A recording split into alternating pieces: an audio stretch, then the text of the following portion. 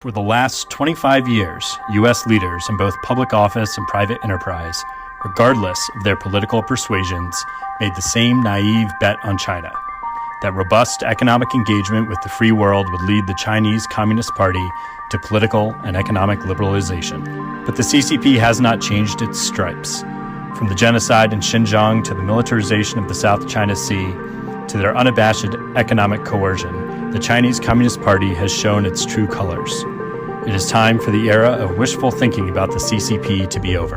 Beijing took advantage of our good faith, our technology, our know-how, and our capital to grow strong and to seek to outcompete the United States. And Wall Street is helping them do it. For decades, Wall Street firms have been funneling Americans' investments and retirement money into companies blacklisted by the U.S. government. Companies that build aircraft carriers for the Chinese Navy, next-generation stealth fighter jets for their Air Force, and artillery shells for the PLA. That's why, last July, we opened an investigation into the world's foremost index provider, MSCI, and the world's largest asset manager, BlackRock, and canvassed the broader U.S. financial industry to understand the full scope of the problem.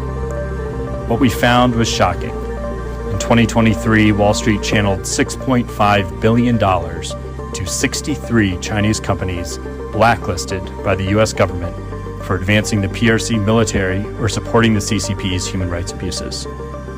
Here's how it works. MSCI and other index providers give blacklisted Chinese companies a stamp of approval by adding them to an index that models a specific market. Then, asset managers like BlackRock create financial products, funds, based on an index. 401ks, IRAs, 529 college funds, and pension plans. In other words, Americans' life savings are invested into these funds, causing unwitting Americans' retirement savings to capitalize blacklisted Chinese companies.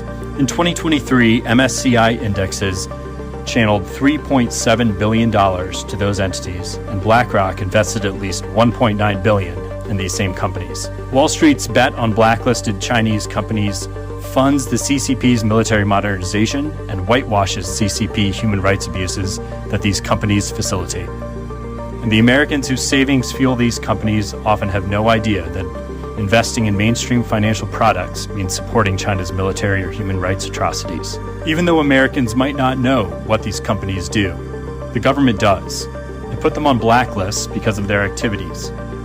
The Aviation Industry Corporation of China is leading the PLA's efforts in the race to field the next-generation stealth fighter jet, a race which military analysts say the United States is losing and China is winning. The China National Nuclear Corporation describes itself as a leading element of the National Strategic Nuclear Forces, and Americans' retirement dollars help fund these forces.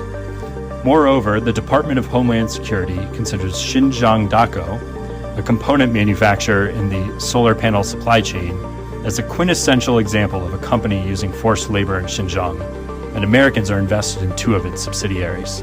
This isn't just a BlackRock and MSCI problem. It is pervasive across many of the large players on Wall Street. And when we confronted them with the facts, they simply doubled down on their current practices. Wall Street is knowingly shoveling hundreds of millions of Americans' endowments, retirement funds, and savings accounts into the coffers of our nation's foremost foreign adversary for military and surveillance capabilities at great risk to our national security. And most Americans have no idea. This has to stop, and Congress needs to act. We need an outbound investment regime for China that covers both active and portfolio investment. Specifically, Congress should cut off investment in all companies blacklisted by the U.S. government for national security and human rights concerns.